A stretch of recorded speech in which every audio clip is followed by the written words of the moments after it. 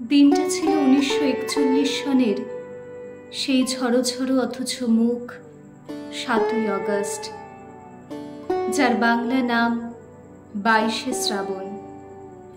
তখন সেই বয়স যখন মনের মাটিতে বড় বড় বৃষ্টির ফোঁটার দাগ পড়ে।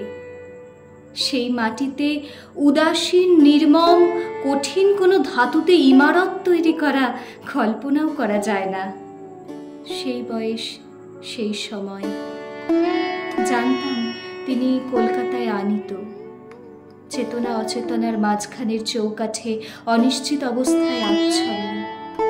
প্রতিদিন তার স্বাস্থ্য সমাচার সংক্রান্ত পত্রিকা বের হয়, আর তার উপর তখন হুমড়ি খেয়ে পড়ি আমরা, যারা দূরবাসী, আচার্য দ্রোণের একলব্য শ্রেণীর। কুয়াশা কেটে ফেটে মাঝে মাঝে যেমন কাঞ্চনজঙ্ঘার রৌদ্রাভ শুভ্র রূপ দেখা দেয়, তেমনি তখনও চলছে মুখে মুখে রচনা, প্রায় প্রত্যহ একটি। অবিশ্বাস্য সেই সব ঘটনার সাক্ষী তখনকার প্রভাতী পত্রিকাগুলোর কয়েকটি সংখ্যা। আর অজ্ঞাত অগণিত আমরা তখনও কি সেই প্রত্যাশা করছি না যে পরমাশ্চর্য কোনো প্রত্যাবর্তন ঘটবে, কিংবা সত্যবানের মতো তারও প্রাণ প্রত্যর্পণে বাধ্য হবেন একালের সেই মৃত্যু অধিপতি। জীবন মরণের সীমানা ছাড়িয়ে কম্পিত পায়ে তিনি তো আগেও এসে দাঁড়িয়েছিলেন প্রান্তিক এক বিন্দুতে, কিন্তু ফিরেও তো এসেছিলেন আবার। ইতিহাস কি নিজেকে আবৃত করতে পারে না আবার? পারে হয়তো, করেনি। খবরের কাগজের বিশেষ সংস্করণে সেই অমোঘ সত্যটাকে শিরোধার্য করে বেরিয়ে এসেছিল রবি অস্তমিত। মুহূর্তে সব কাজ থেমে গেল। কলকাতা শহর উপছে পড়ল রাস্তায়। স্কুল কলেজ শূন্য, রাজকার্য অর্থহীন হয়ে গেল। উকিলের সামলা, পাদ্রির আলখাল্লা, হলুদ আর গেরুয়া রঙের উত্তরীয়, গোলটুপি, বাঁকাটুপি, পাগড়ি, কেউ চলছে, কেউ ছুটছে, কেউ বা দাঁড়িয়ে আছে চুপ করে। থেকে থেকে ঝাঁকে ঝাঁকে বৃষ্টি তার যাবার পথটা ধুয়ে ধুলিহীন করে দিচ্ছে। ঢেউয়ের পর আসছে ঢেউ, ভেঙে ভেঙে ঢেউ ছড়িয়েও যাচ্ছে। সেই ঢেউয়ের চূড়ায় তলায় ফেনায় ফেনায় মহামান্য নেতা থেকে সামান্য মানুষে মানুষে গড়া জনতা মিলেমিশে একাকার। তারই মধ্যে শয়ান বনস্পতিকে বহন করে নিয়ে গেল একদল লোক। অথবা সবার আগে আগে ওই যে তিনি নিজেই বুঝি চলেছেন, চলে গেলেন।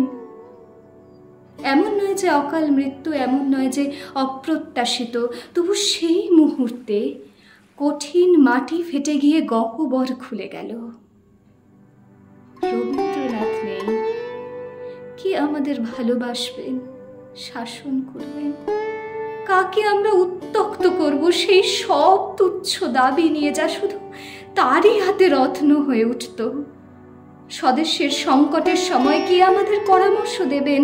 তর্কযুদ্ধ মিটিয়ে দেবেন কে? জগৎটাকে এনে দেবেন আমাদের দরজায়, আমাদের নবজাত সন্ততির নামকরণ করবেন, আমাদের জীবনে ও প্রতিষ্ঠানগুলিতে অর্পণ করবেন স্বীয় মর্যাদা। এতক্ষণ শক্ত ছিলাম, না পারছি সদ্য সৃষ্ট শূন্যতাকে পূরণ করতে, না আছে শক্তি তবু শূন্য শূন্য নয় বলতে। কিন্তু যেই চোখে পড়ল টেবিলের ওপর রাখা তার সঞ্চয়িতা কাব্য সংকলনটি, সেই মুহূর্তে নিজেকে আর ধরে রাখা গেল না। একটা আঘাত ভেতরটাকে আমূল কাঁপিয়ে দিয়ে গেল, যেন এই দেখাটুকুরই অপেক্ষায় ছিলাম। প্রয়োজন ছিল sweet my child, I live for the বলে ভেঙে পড়া জননীর মতো। কতবার পড়া তার কবিতাগুলোকে মনে হলো অনাথ, পিতৃহীন। স্রষ্টার অন্তর্ধানে তার সৃষ্টি কি করুণ। আস্তে আস্তে বাষ্প জমছে চোখের পাতায়, মনের দিগন্তে আর কালো কোমল ছায়ায় টের পাচ্ছি ঢেকে যাচ্ছে। সূর্যগ্রাসের সময় যেমন ঢাকে,